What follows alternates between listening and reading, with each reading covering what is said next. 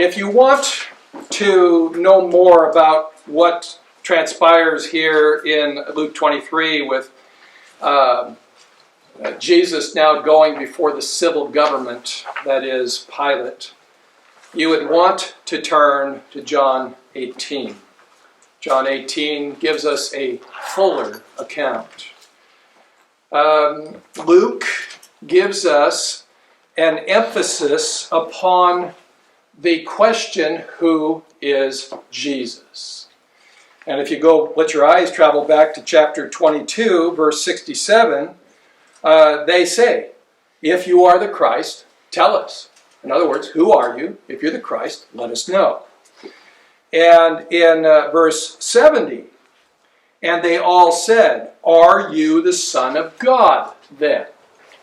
Who are you? That's what Luke's focus is. Matthew and Mark give a little different focus. John gives a little different focus. So we find the emphasis already from what we saw in chapter 22, Luke answering the question of Christology. Who is Jesus? We get to chapter 23. And the first 5 verses read this way. Then the whole body of them arose and brought him before Pilate, and they began to accuse him, saying, we found this man misleading our nation and forbidding to pay taxes to Caesar, and saying that he himself is Christ, a king. And Pilate asked him, saying, are you the king of the Jews? And he answered him and said, it is as you say. And Pilate said to the chief priests and the multitudes, I find no guilt in this man. I'll leave verse 5 for now. So the title of the first 5 verses is the first encounter with Pilate. And we look at the first verse and the whole crowd of them. That's an awful lot of people because the Sanhedrin is 71. And then you have peripherals, you have temple guards. I imagine there's looky-loos. I don't know how that works. Maybe similar to our courts where if you want to go in and listen to what's going on, you can go in and sit down. So the whole crowd of them. This is an impressive number, especially, and this only happened to me once in all my years of ministry where I was in an office waiting for them. They were talking about me. One of those times when I go, someone had made an accusation against me, and I was there with the elders of the church, and I went into the office to sit down while they discussed me. And I expected that one representative from the group would come in to where I was sitting. And the door opened, and 1, 2, 3, 4, 5, 6, about 15 out of the 15 came in. And it was impressive. It was also packed. Well, here, this would be impressive. Why is that? Because they're going before the praetor. They're going before the governor, Pilate. And they want Pilate to know that this criminal has to be a dangerous person for this many people to be there. So when you read verse 1, it's not just a bit of information. The whole crowd of them, having arisen, led him to Pilate. Keep in mind that word led. If you look down there on C in your notes, it's that which is like when you drive off cattle. It's prodding, it's moving them, shoe or whatever you say to move cattle. So this isn't a little bit of a leadership thing. I thought about bringing my sister's card she gave me for my birthday. She's a painter and she's done a beautiful job. There's a cowboy and he's walking away to his barn and he's holding hands with a boy probably Kevin's size with his hat on. And he's leading his son to the barn. It's just a precious picture. That's not this. They led him away to Pilate. So you figure all these guys have now, they concluded in verse 71, this is not a friendly group, and now they're doing what they need to do legally within the scope of the civil government to see this man dead. Because that's their goal. They want him dead. Not in prison, not life sentence, not just removed to back up to Galilee, they want him dead. So when we get to verse 2, there, in the civil government, there's the charges made, and then there's the examination, and then there's the verdict. It's really simple. You know, these trials will take years. Maybe we should learn something from the Romans. Somebody makes the charges, there's an examination, there's a verdict. It's done. So, the charges are made in verse 2. And they began to accuse him, saying, "This fellow we found perverting our nation," or misleading our nation. The word is a little bit, it's to turn out of the way, cause to make defection. What does that mean? Well, ultimately, what that charge is, and I haven't got to the, of course, the third one yet, what that charge is issues of Jewish laws and practices. And if you stop and think about what Jesus was saying, he's saying, pay attention to the Word, and pay attention to Him. Well, what that does is it leaves the middleman out. Who's the middleman? It's the Sanhedrin. They're the ones with the scribes and the Pharisees that interpret the law for you. You guys just aren't smart enough to know. Let me tell you what the Word says. So when they accuse, this fellow is perverting our nation or misleading our nation, how's he doing that? He's removing their power and giving it to the head of the nation, God. They don't like that, because people with power love that power. And we see that every day in our existence here on earth.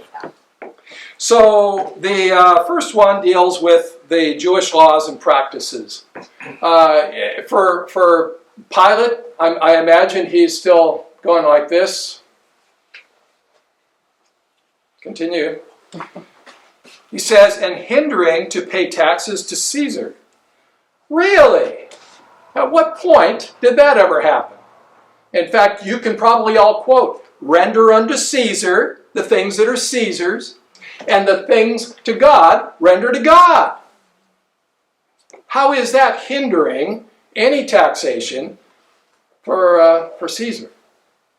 There's no stop in the flow of the funds at all. The third one is fascinating, how what they reveal. Claiming himself to be, and it's a little bit different, you can read it in the three accounts I have. Is Christ a king? Is Christ a king? Those two are the same, the King James and the New American Standard. Lenski a Christ king? And my translation, claiming himself to be Christ, the king. So what is that? Well, I think everyone kind of understands king. I mean, there in a sense in the scriptures, there's nothing higher than a king until you get to the spiritual realm when you have the anointed one, the King of Kings. Okay, we get that. But in our lingo, nothing higher than a king, and yet what they do, they add the anointed one in there, because that's what Christ means. Messiah, Christ, anointed one. So they tell Pilate he claims himself to be Messiah, a king.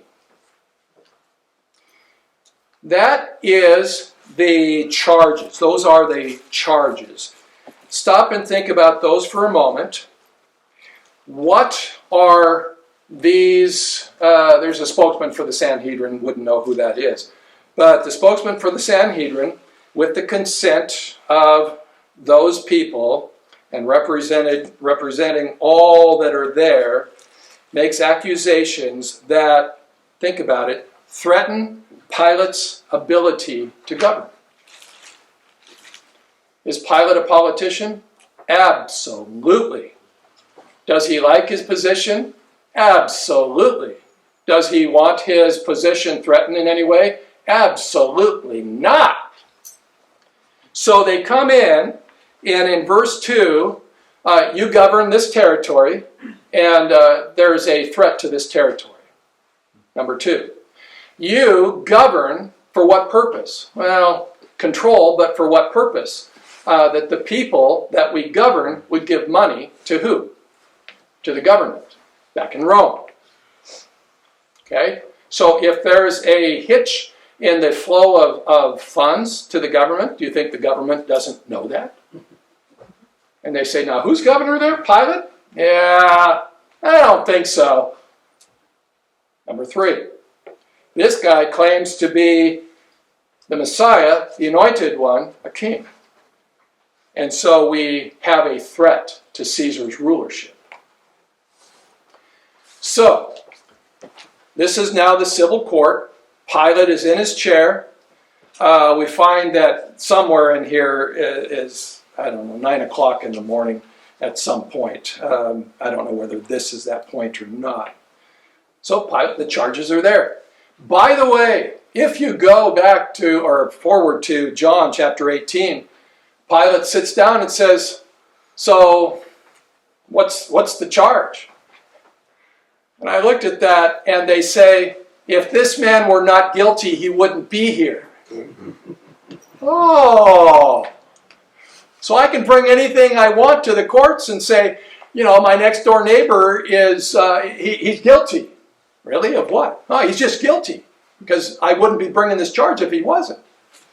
What? So, we get now to Pilate. All right, so we're in the examination. And again, if you want the fuller account, you go to one of the other Gospels. Luke gives us a very concise thing. So he says, are you the king of the Jews? And in fact, I don't know what to make of it oftentimes, but we don't translate it in the English, so I do it for you if I can. You can see under point 3K, you are the king of the Jews? And there's an emphasis there. It's very pointed. Comes down to Pilate looking at Jesus. You are the king of the Jews? That's Pilate's question. And when we see, and Jesus answering affirmed to him. The word, there's more than two, but there's 2 words for responding. One is to say, and one is to respond or affirm. So what we have here is Jesus responding to that question and affirming when he says, you have said it. I want to interpret it as you have hit the nail on the head. That's what I want to say. If you go again and read in John's account, chapters 18 and 19, you'll find that Jesus expands here before Pilate, telling Pilate that his kingdom is not of this world. If it was of this world, my followers would be taking care of business for me. But as it is, my kingdom is not of this world. Okay. So that would diffuse the whole situation, wouldn't it? I'm not a threat to you. My kingdom wasn't, if it was of this world, we would be all done here already. So Jesus affirms. Now we don't want to miss verse 4. Pilate said to the high priests and the multitudes. If you missed that word, how do you say? The looky-loos are showing up. It's not just the original Sanhedrin, temple thugs, and some looky-loos. Now I think the crowd is growing because there's something happening. And you know what the buzz is. When there's a buzz happening, it's been a long time since I've been in high school, but when you saw kids running somewhere, you knew something was happening. Probably a fight, but I usually didn't follow them. Pilate said to the high priests and the multitudes, okay, I find nothing of criminal cause in this man. And that this man, if you go back to verse 2, that's this fellow, this one is how they refer to him. There's such a disrespect for Jesus. They don't address him even as his name. This fellow is how they describe him. And so Pilate responds in verse 4, I find nothing of criminal cause in this man. Now, let this not pass by your brain. The verdict is given. Jesus is innocent. Case closed. Okay, next. Look at verse 5. But they kept on insisting, and that is to urge, to press the point, and they kept saying, this one stirs up the people, teaching all over Judea, starting from Galilee, even as far as this place. Stop and think about what just happened. The Sanhedrin comes in all their glory, human glory, and they're confident. I mean, we wouldn't have brought him to you if he wasn't guilty. I mean, just charge him. And so Pilate comes out and he gives the verdict, innocent. So the response I have in my notes is, yikes. If you're the Sanhedrin, your response is, yikes. Jesus is going to get to go free. And that's when they pick up the steam. They are desperate. They are grasping. And, you know, it's kind of like having a machine gun and you don't know what's out there, so you shoot and hope that one of the bullets hits. Well, one of the bullets hits. And it's the word Galilee. So you look at verse 6 and 7, which is Pilate's decision of deflecting or delaying. But when Pilate heard it, that is to say that he ministered up in Galilee and now is infected all the way down to here, he asked whether the man was a Galilean. And when he learned that he belonged to Herod's jurisdiction, he sent him to Herod, who himself also was in Jerusalem at this time. So, how could, or why could, or how did this all happen? Well, number one, this is, you ever heard of stupid? This is stupid. Because the verdict was already given. So we learned something about Pilate. Pilate is protecting his backside. He's already made the verdict. Obviously, nobody's going home. So for them, the trial is still going. And they just happened to say the word Galilee. And so Pilate says, hey, Herod's in town. Why was Herod in town? Who is Herod, by the way? Is he Herod the Great, the one that killed the babes down in Bethlehem? No, he's dead. This is his son, Herod Antipas. Herod Antipas is not a good man. Not to be confused, by the way, with his brother, Herod Agrippa.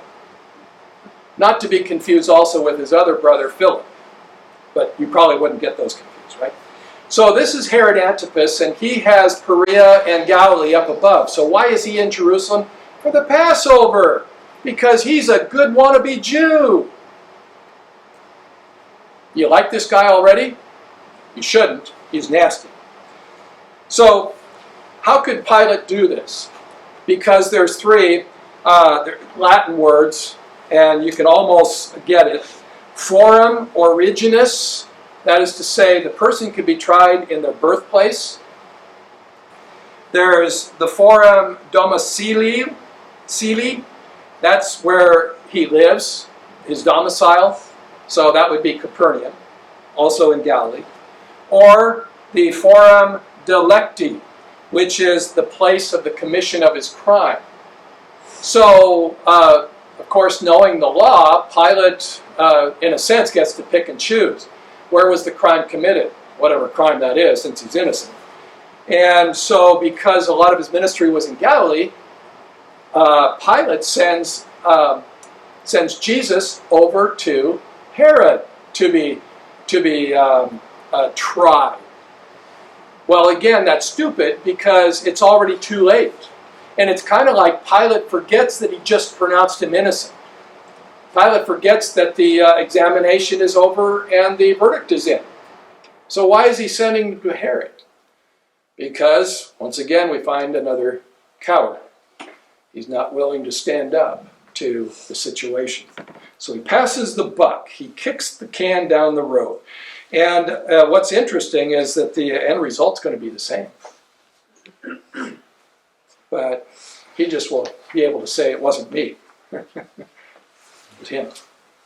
So we get to verses 8 through 12, and this is Herod's court of contempt. I named it that because of what happened. Verse 8, now Herod was very glad when he saw Jesus, for he had wanted to see him for a long time, because he had been hearing about Jesus and was hoping to see some sign performed by Jesus. And he questioned him at some length. Now that the words actually are with many words. But Jesus responded to him, nada, nothing, no way, zero. And that's why I opened, actually I didn't. I'm going to quickly read. I shouldn't at this time, but I will. Isaiah 53:7, he was oppressed and he was afflicted, yet he did not open his mouth, like a lamb that is led to the slaughter, and like a sheep that is silent before its shearers, so he did not open his mouth. And here we have it. See, Jesus has already responded. He's already talked to Pilate. He's already proven that I'm not of this. This isn't my kingdom. My kingdom is not from here. He's already answered, so he is not inclined to look for anything else. I'm sorry, let me continue. Verse 10, and the chief priests and the scribes were standing there accusing him vehemently. And Herod, with his soldiers, after treating him with contempt and mocking him, dressed him in a gorgeous robe and sent him back to Pilate. Now Herod and Pilate became friends with one another that very day, for before they had been at enmity with each other. So what happens here? Well, you don't want to miss the heart of this little boy Herod. Now, he was the king, but he was just a little boy, a very perverse little boy. And on seeing Jesus, he was really excited. I mean, I don't know what you look forward to. When we went to Hawaii a few years back, I looked forward to Hawaii. I looked forward to seeing where we went in Kauai, the Grand Canyon in the middle of Kauai, and the falls, and this and that, and the other thing, and the chocolate factory, and so on. I looked forward to that. But it was all things that could be accomplished. What is Herod excited about? Well, he's excited about hearing the magician is finally here. The circus clown, the guy who does all these things, who actually at one point he thought that Jesus might be John the Baptist reincarnated. But anyway, so he wanted to see Jesus for a long time because he kept hearing about him, and he was hoping some sign to see performed by Jesus. So you stop and think about why Jesus was there was for a judicial reason. Why Herod thought he was there was to perform, give a performance, a free in-house performance, me and my guards. Wow. Close magic. This is great. Except the monkey isn't performing to the music. So Herod keeps asking him all sorts of questions because it's with many words. And the difference, over here you have Herod, a lot of words, and over here you have Jesus with no words at all. Now, if there is no defense made by the defendant, what does that do for the accusers? It bolsters their confidence. So what do? Well, you can see that in verse 10. They were standing there accusing him viciously, voraciously, vehemently, strenuously, Um, it was their opportunity. How do you say? The nail is already in the coffin, and they take their verbal hammer and just smash that thing. So, was Herod impressed? Well, I call him a little boy only because there's no evidence of any maturity in him at all, ever. Herod, with his guards, his soldiers, after treating him with contempt and having mocked him, they put on the word for the robe is anything from shiny, splendid, magnificent, something special. And I'm guessing that it was one of the robes of Herod that he wasn't using anymore. Maybe it was his spare one he had in the closet in Jerusalem where he stayed. And it's like, I don't like that robe anyway, so they put him on, mocking his kingship. When that was all done, they sent him up. It was not just sending, like I send somebody down to get me a cup of coffee. Oh, I've already got one, never mind. No, it was to send up judicially. Like we actually still say that. They went up to superior court. It wasn't that it was on a hill. It's that judicially it goes up higher along the way. So they sent him up to Herod. Now something that verse 12 tells us is that Herod and Pilate came to be friends. And the word is middle voice. And the middle voice means that the recipients, or the actors, become a part of the result. So the ultimate end of that statement is that it was mutually beneficial to Herod and to Pilate to be friends. And they both concurred. I mean, maybe Pilate for the first time actually gave any sort of credence at all to Herod, other than that, that hick up there in Galilee. It's such an irritation to even hear his name. All of a sudden, something happens that they're in this together, and you can see. I mean, Luke tells us they became friends on that very day, because before there'd been enmity existing between them. So the enemy of my enemy is my friend. Well, it's not a good thing. So, all right. So now, where are we at? Annas, trial number 1. Caiaphas, in the night, trial number 2. Caiaphas, in the morning, trial number 3. Pilate, in the early morning, I'm going to say 7 o'clock. Whatever. Herod, 5. And we find that number 4 and 5, he's innocent. From the political, civil leadership, he is innocent. Now I'm at this dilemma point where it's almost 10, and I've got several verses to go. So I think what I'll do, is start us with verse 13. And this is the second encounter with Pilate, and therefore the second verdict, which I'm going to tell you in advance because we already know the end of the story anyway, is that the second verdict will also be innocent. But look at verse 13. And Pilate summoned the chief priests and the rulers, and who else? The people. Now, why would that be in there? Well, stop and think about what happened less than a week ago. Not in this age, but in this age. Less than a week ago, you can read it. It's called the triumphal entry. And what were the people shouting? What were the people doing? What were the people waving? They were waving and shouting all things, all accolades to the anointed one, the king. Did the people love Jesus? Yes, the people loved Jesus. So, those are the ones he called here. But as we know in real life,